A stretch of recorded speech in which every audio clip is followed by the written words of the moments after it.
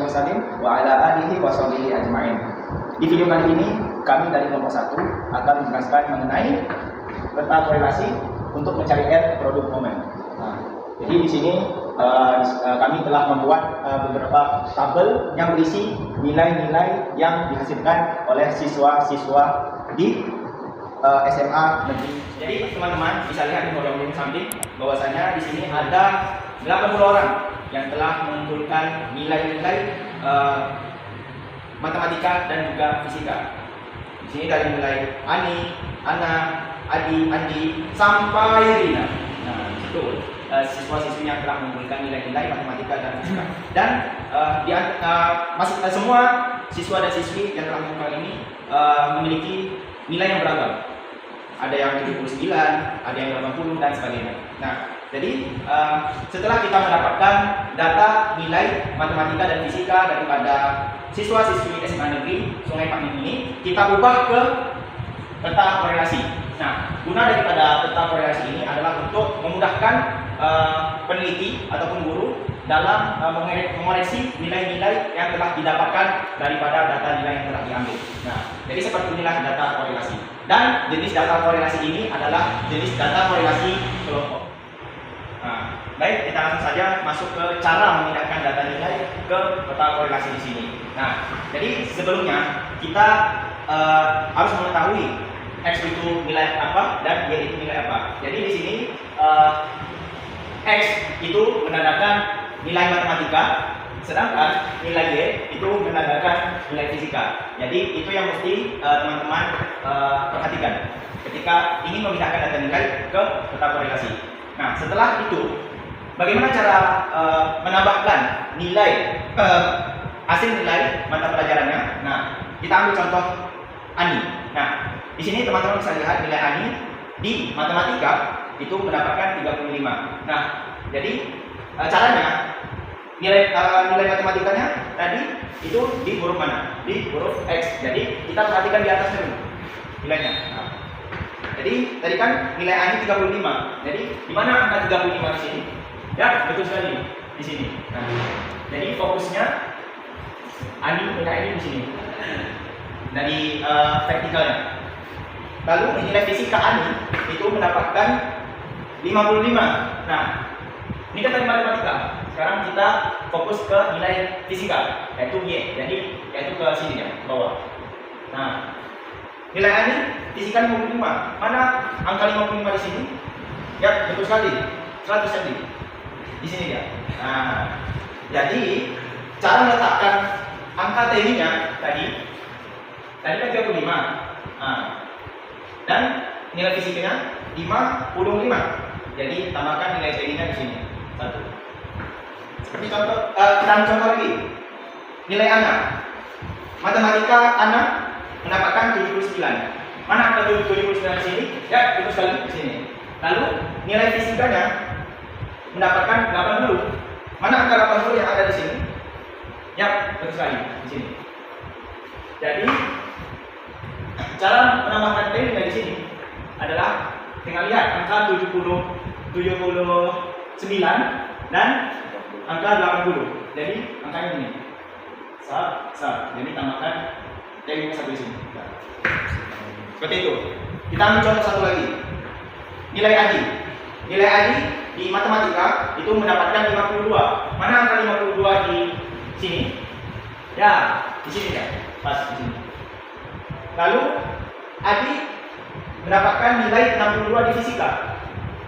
Mana 52 mana 62 di sini? Ya, tuh di sini ya.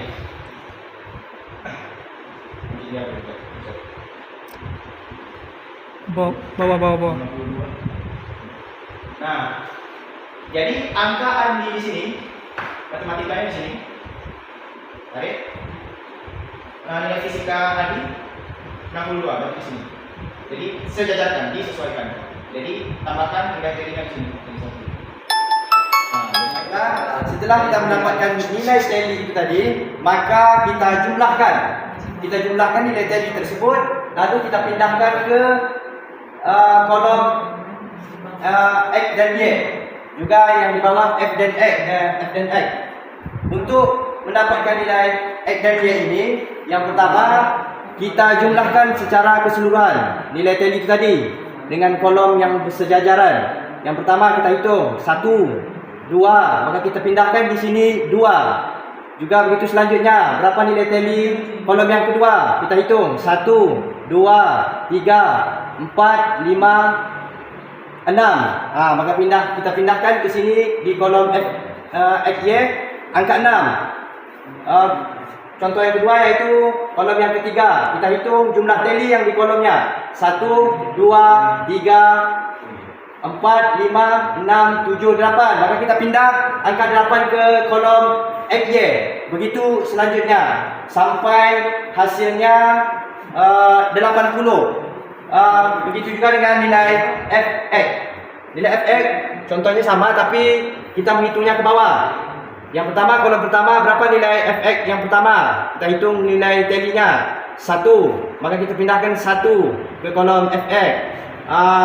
Yang kedua yaitu nilai Fx yang kedua, yaitu kita jumlahkan nilai kolom tally yang kedua 1, 2, 3. Maka kita pindahkan 3 ke kolom Fx sampai jumlahnya ke 80. Kalau jumlahnya tidak sampai ke 80, berarti salah penjumlahannya. Sekian. Selanjutnya yaitu setelah kita mendapatkan nilai Fy dan Fx, kita akan mencari nilai Y aksen dan X aksen. Cara mencarinya yaitu menentukan nilai tengah. Kita hitung dari sini 1, 2, 3, 4, 5, 6. 6, 1, 2, 3, 4, 5. Berarti di sini nilai tengahnya. Kita beri tanda 0. Di sini juga gitu. X aksen kita beri tanda 0, nilai tengahnya.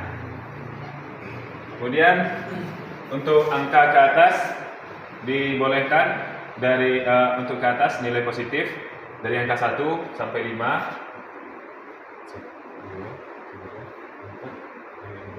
Dan yang ke bawah itu nilai negatifnya dari angka 1 sampai 5.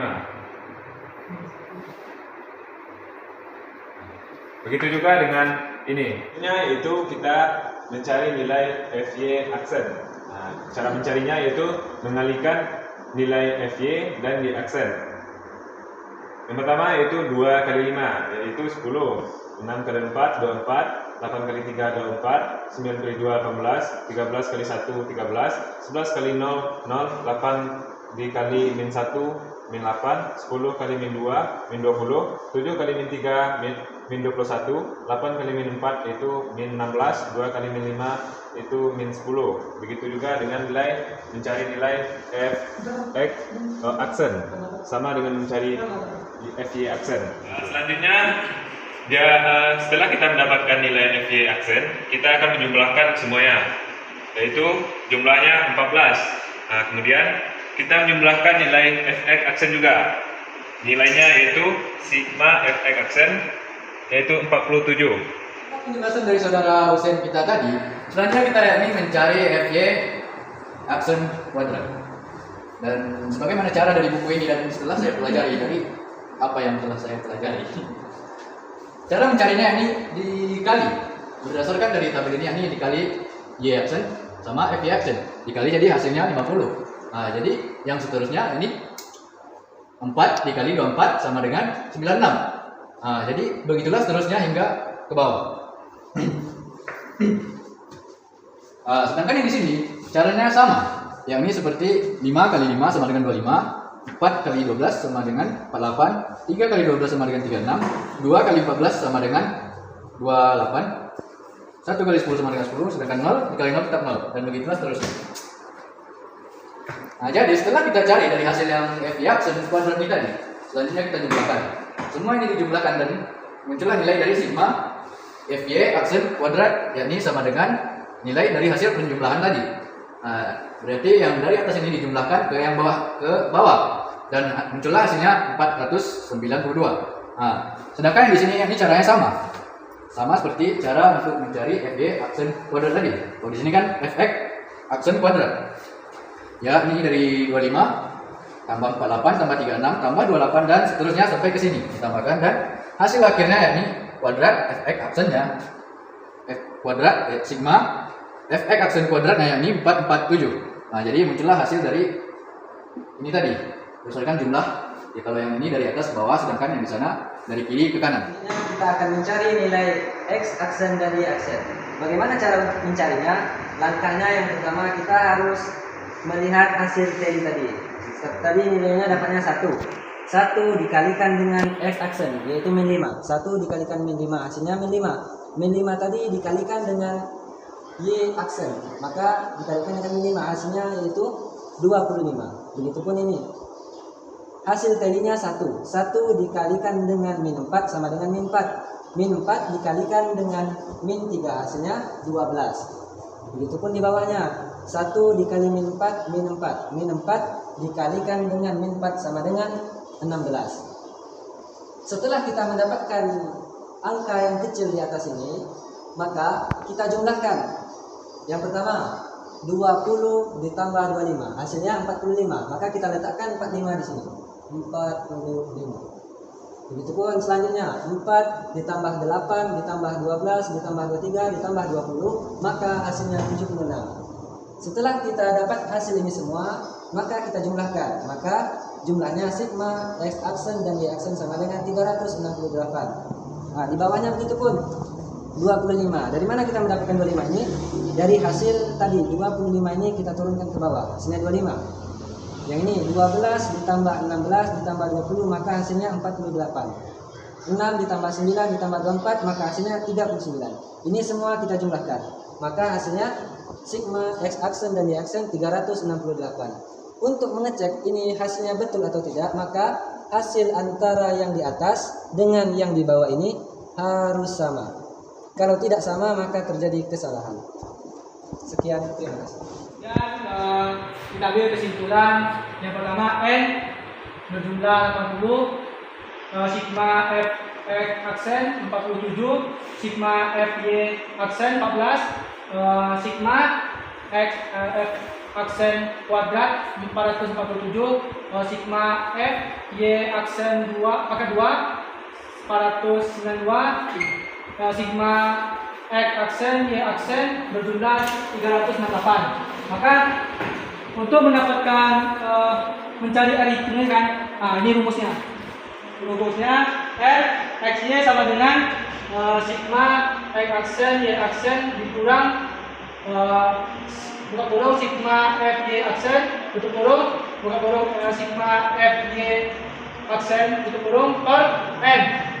Perbesar akar sigma F Y F X aksen pangkat kedua dikurang buka kurung sigma F X aksen tutup kurung kuadrat pangkat 2 buka kurung sigma F Y aksen kuadrat dikurang buka kurung sigma F Y aksen tutup kurung kuadrat per N.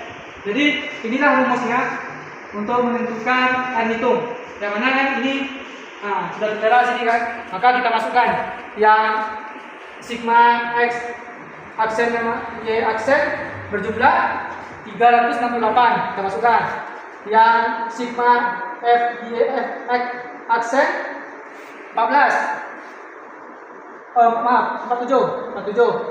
Yang sigma F Y aksen 14 per ini berapa? 80. Perbesar kan akar sigma F X aksen pangkat 2 mana yang ini 447 dikurang kurung sigma F X aksen tutup kurung kuadrat berapa? 47 N nya per 80. Selanjutnya berapa? Sigma F Y aksen pangkat 2 berjumlah 492 dikurang berapa nilai sigma F Y aksen 14 N 80 per 80 pangkat 2. Selanjutnya kita akan menginterpretasi data. Rumusnya gimana? Yang pertama DF sama dengan N dikurang NR sama dengan N nya 80, NR nya 2, maka hasilnya 78. Kemudian yang kedua R tabelnya.